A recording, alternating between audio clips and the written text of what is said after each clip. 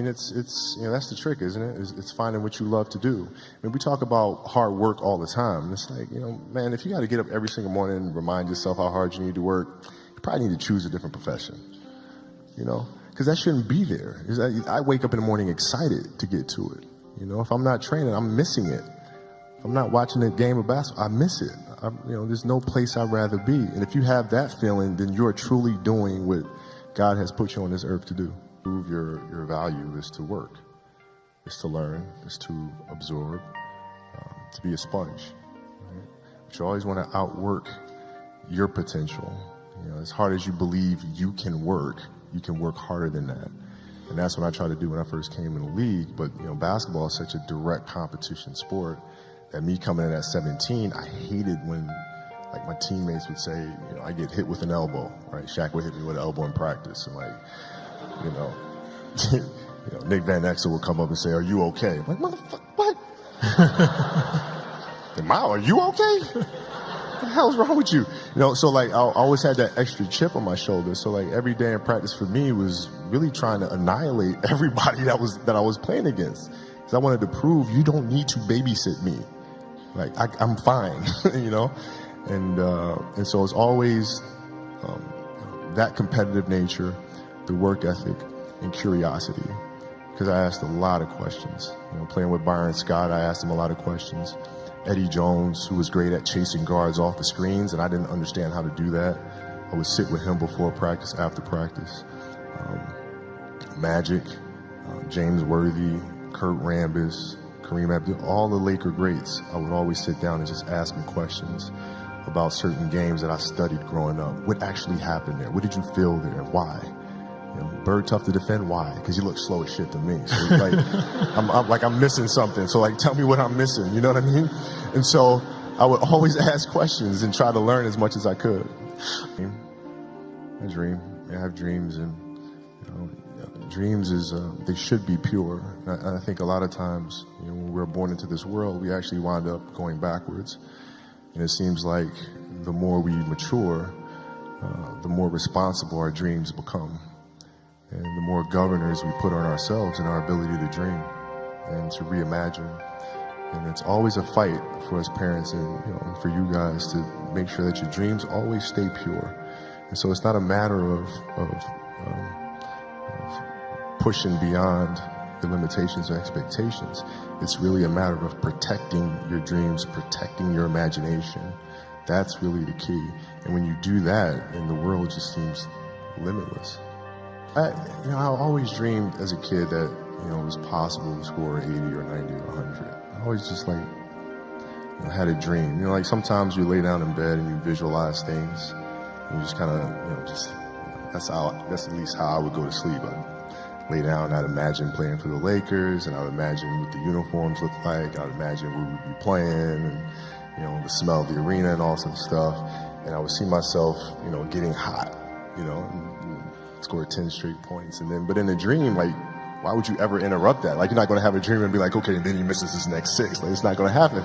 So you just keep dreaming and dreaming and dreaming. And before I go to sleep, I'm at 120 points, And so when you grow up, downloading that into your brain over and over and over. And then, that summer, I made 1,000 shots a day.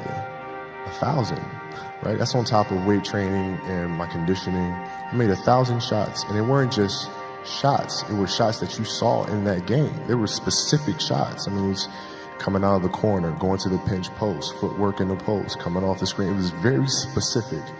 So when you download that into your system and you go out in the court and you're just executing things that you've done thousands of times before, and you have that dream, then that becomes possible. Why reinvent it? I don't understand that.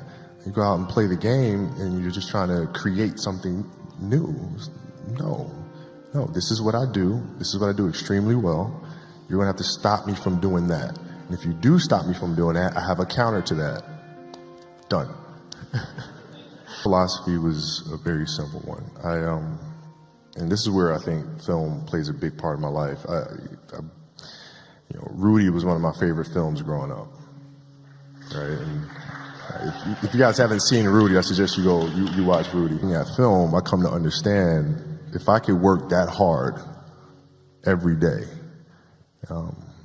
with being blessed with the physical tools that I have,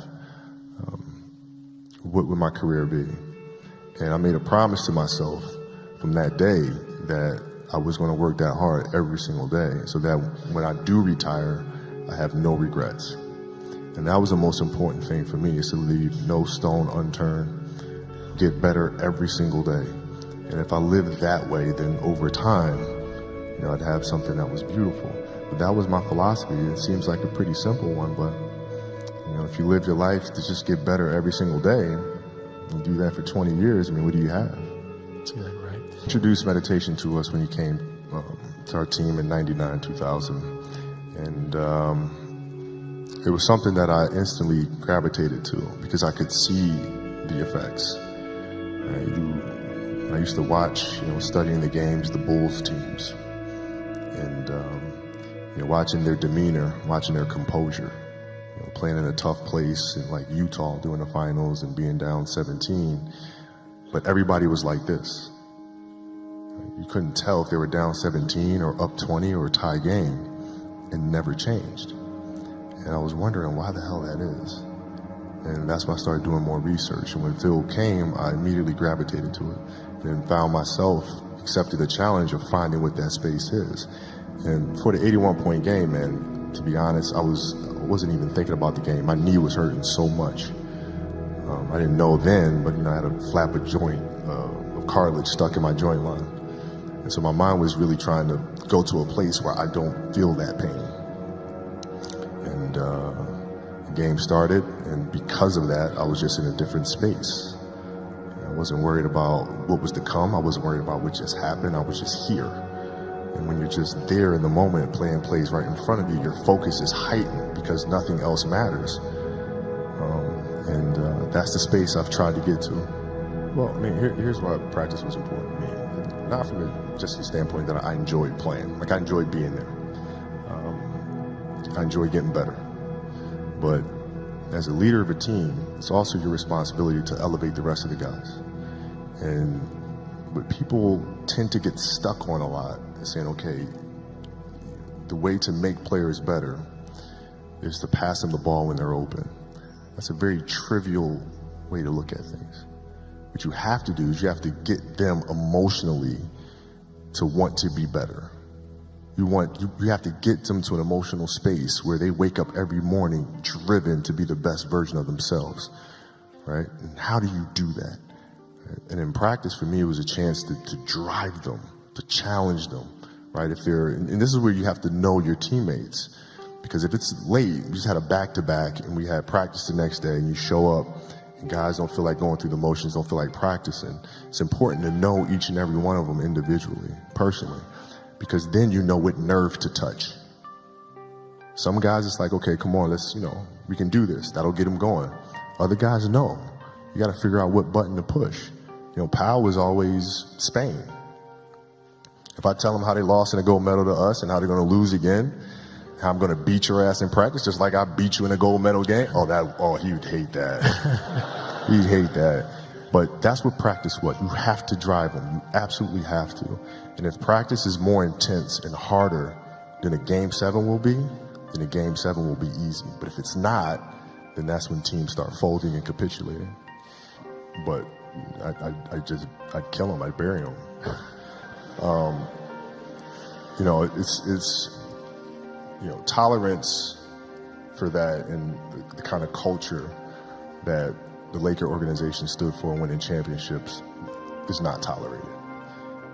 You're going to show up to play, and you're going to lollygag through this scrimmage, through this drill. I'm going to beat you. I'm going to let you know I beat you. I'm going to want you to reconsider your professional life choice. If I got to fight to get you in the gym, that's a problem. That's a problem. You want players that are gym rats, players that want to be in the gym, that want to work. And then from there, you build on top of that. But if you're lazy, man, I don't want to talk to you. I don't want to deal with you. You don't make me feel dumber. You're going to lower my level. I don't think so. You can go over there. There's plenty of teams in here where you'll fit right in. Well, you mentioned... At the time, they were right down the hall from us. Believing in me and standing by me and all sorts of stuff. Like, I'm not I'm not gonna go anywhere. Like, this is home to me. You know, we work through this stuff together, and like, you know, as a leader, you gotta be able to take the good with the bad, man. You can't just, because the ship's sinking, all of a sudden I'm gonna jump off and swim to another ship like that. You don't do that, right? If you can win championships in front of everybody, then you could miss the playoffs in front of everybody. You gotta be able to take both sides of it, because I love doing it. I mean, it's that simple. You know, you have to sit and ask yourself what is truly gonna get you up in the morning, what's gonna keep you up at night, and you know, when you find what that answer is, you stay true to that. You know, I've built a brand for the last 20-some years, personal brand, which is great. But I think that if we focus on one thing and do that one thing exceptionally well, we won't fail at that one thing. So sometimes you got to put the other stuff to bed and focus on what you believe is the core of the company, and that always starts from what you love to do the most. The competitiveness that I bring to work every day is really helping people, in a sense, be competitive with themselves, right? If you're animating something, or you're writing a screenplay, or you're composing a piece of music, is that the best you can do? Right? Don't ask me. Don't say, okay, do you approve? Don't ask me. I'm not the musician. I'm not the composer. You know, right? So the competitiveness is more from an individual perspective. Is this the best you can do? And if the answer is yes, then off we go.